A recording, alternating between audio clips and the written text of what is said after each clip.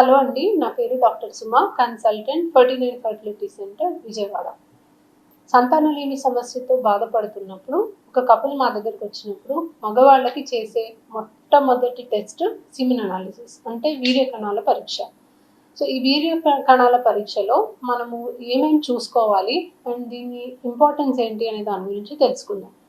So వీర్య కణాల పరీక్ష హస్బెండ్ వైఫ్ కలవకుండా 2 days నుంచి 1 week గ్యాప్ ఉన్నప్పుడు హస్బెండ్ శాంపుల్ కలెక్ట్ చేసి ఒక ప్రైవేట్ రూమ్ మన ల్యాబ్ దగ్గరలో ఉన్న రూమ్లోనే శాంపుల్ కలెక్ట్ చేసి ఆ కంటైనర్ని మనకి ల్యాబ్లో టెస్ట్ చేయడానికి ఇస్తారండి. సో ఈ కంటైనర్ని ప్రాపర్గా లేబుల్ చేసి ఇన్స్ట్రక్షన్స్ ఇచ్చి తనకి ఇచ్చాక ఆయన కలెక్ట్ చేసి శాంపుల్ ఇస్తారు. సో ఈ శాంపుల్ ఇచ్చిన తర్వాత ఆ శాంపుల్ని ఎగ్జామిన్ చేసి ఒక రిపోర్ట్ ఇవ్వడం జరుగుతుంది. సో ఇందులో మెయిన్గా ఫిజికల్ క్యారెక్టరిస్టిక్స్ అంటే మనకి ఇచ్చిన శాంపిల్ గురించి కలర్ ఎలా ఉంది, కన్సిస్టెన్సీ ఎలా ఉంది, వాల్యూమ్ అంటే ఎంత వాల్యూమ్ ఇచ్చారు, ఇవన్నీ చూస్తారు. ఆ తర్వాత మైక్రోస్కోపిక్ ఇవాల్యుయేషన్ అంటే మనము మైక్రోస్కోప్ కింద చూసి ఆ శాంపిల్లో ఉన్న స్పర్మ్స్ గురించి కొన్ని పారామీటర్స్ పైన కమెంట్ చేయడం జరుగుతుంది. సో ఈ మైక్రోస్కోపిక్ పారామీటర్స్లో ఫస్ట్ థింగ్ మనం చూసుకోవాల్సింది ఏంటంటే కౌంట్. సో ఇచ్చిన శాంపిల్లో ఎన్ని కణాలు ఉన్నాయి అనేది చూసుకుంటాం. సో కణాల సంఖ్య అంటామండి. సో 1 mlలో ఎన్ని కణాలు ఉన్నాయి అనేది మనం ఒక రిపోర్ట్ ఇస్తాం. నార్మల్గా WHO గైడ్లైన్స్ ప్రకారం 16 మిలియన్ కణాలు పర్ ml ఉంటే అది నార్మల్. అంటే 16 మిలియన్ పర్ ml కణాల కన్నా ఎక్కువ కణాలు ఉన్నప్పుడు న్యాచురల్గా ఆర్ సహజంగా ప్రెగ్నెన్సీ వచ్చే ఛాన్సెస్ బెస్ట్ ఉంటాయి. రెండోది మనకి ప్రోగ్రెసివ్ మోటిలిటీ అంటే వేగంగా కదిలే కణాల శాతం ఎంతవరకు ఉంది అనేది చూస్తాం. సో ఉన్న కణాల్లో ఒక 100 స్పర్మ్స్లో ఎన్ని స్పర్మ్స్ వేగంగా ముందుకు కదులుతున్నాయి అనేది చెప్తారండి. యూజువలీ ఒక 30% ఆఫ్ స్పర్మ్స్ వేగంగా ముందుకు కదిలే కణాలు అనేవి ఉండాలి. మూడవది ఆకారం కరెక్ట్గా ఉన్న కణాల శాతం అనేది ఇస్తారు. సో ఆకారం కరెక్ట్గా ఉన్న కణాలు అంటే ఒక స్పర్మ్కి head, middle piece, neck, tail అని ఇలాంటి డిఫరెంట్ పార్ట్స్ ఉంటాయి.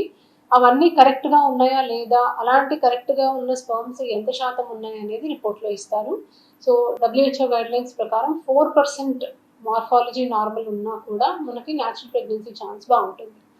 So 16 million per ml count ఉండి అందులో 30% మూవింగ్ స్పర్మ్స్ ఉండి 4% మార్ఫాలజీ నార్మల్ ఉంటే నార్మల్ శాంపుల్ అనేది రిపోర్ట్ ఇవ్వడం జరుగుతుంది.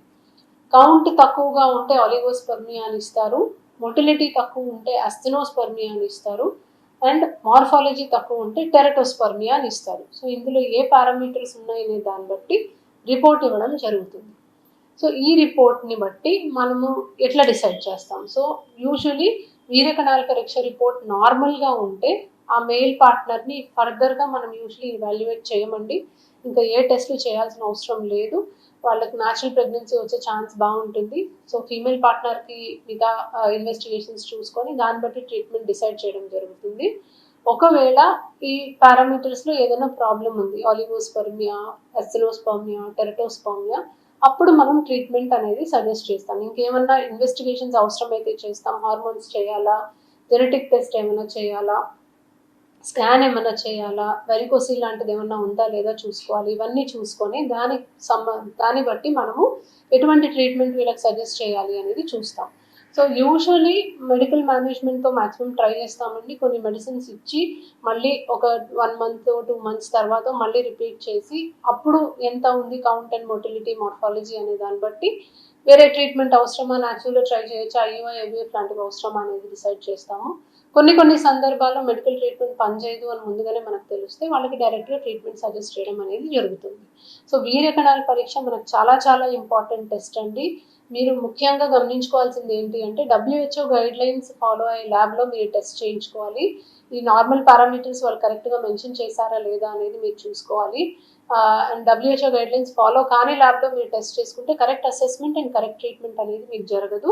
సో ఈ కొన్ని టిప్స్ మీరు ధ్యాసలో ఉంచుకొని మీరు టెస్టింగ్ చేసుకుంటే మంచిది. Thank you.